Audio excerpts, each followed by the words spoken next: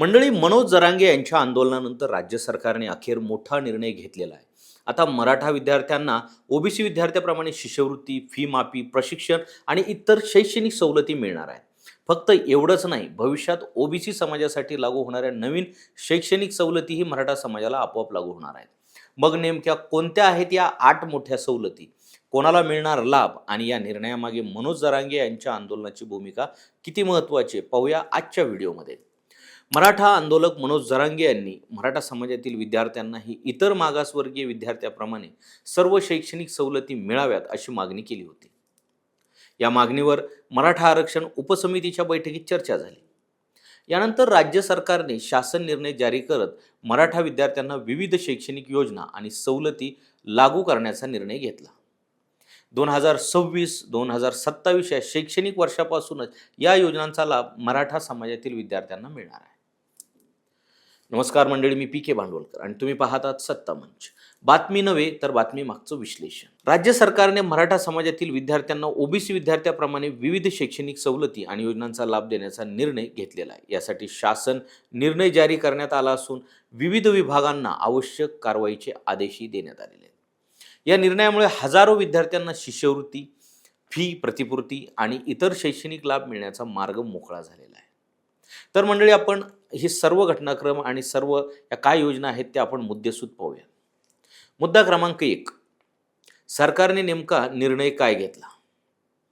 राज्य सरकारने मराठा समाजातील विद्यार्थ्यांना इतर मागासवर्गीय अर्थात ओबीसी विद्यार्थ्याप्रमाणे शैक्षणिक सवलती आणि विविध योजनांचा लाभ देण्याचा महत्त्वपूर्ण निर्णय घेतलेला आहे.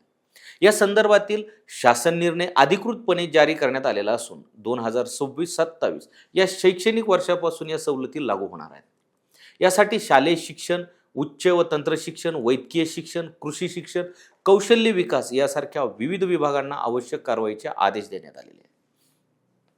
त्यामुळे मराठा समाजातील विद्यार्थ्यांना आता अनेक योजनांचा लाभ अधिकृतपणे मिळणार आहे. मुद्दा क्रमांक 2, या निर्णयामागे मनोज जरांगे यांच्या आंदोलनाची भूमिका किती महत्त्वाची होती? तर गेल्या काही महिन्यांपासून मराठा आरक्षणाच्या मुद्द्यावर मनोज जरांगे यांनी राज्यभर आंदोलन उभारले होते. आरक्षणासोबतच मराठा समाजातील विद्यार्थ्यांना ओबीसी विद्यार्थ्याप्रमाणे शैक्षणिक सवलती मिळाव्यात ही त्यांची प्रमुख मागणी होती.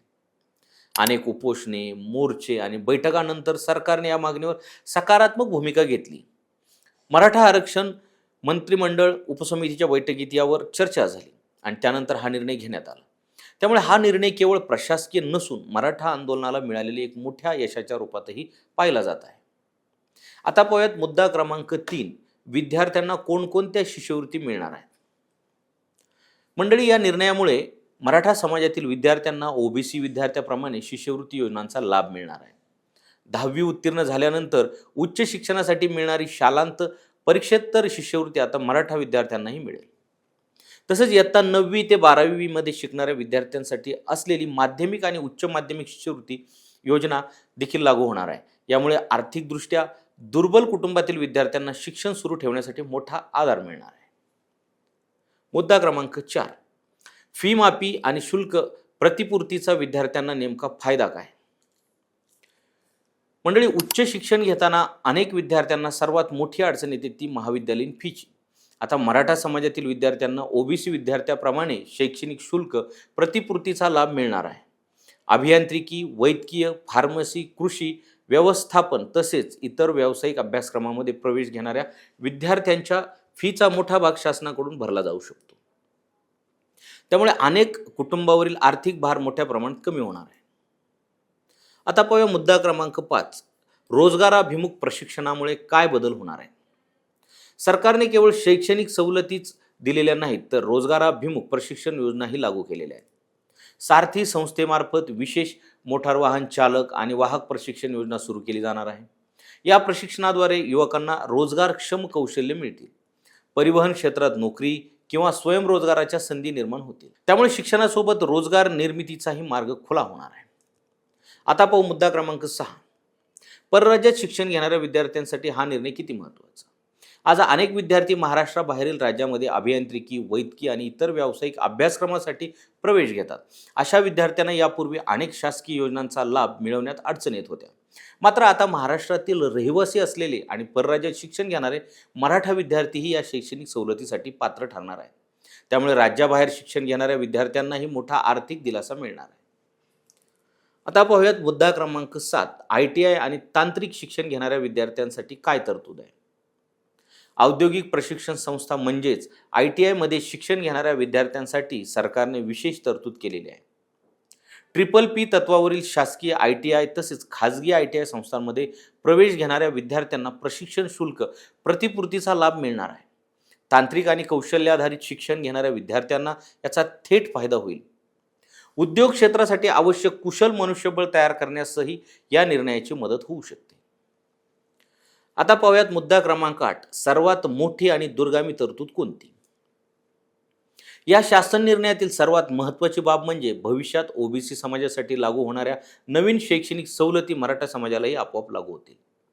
त्यासाठी पुन्हा स्वतंत्र शासन निर्णय किंवा आदेशाची आवश्यकता भासणार नाही.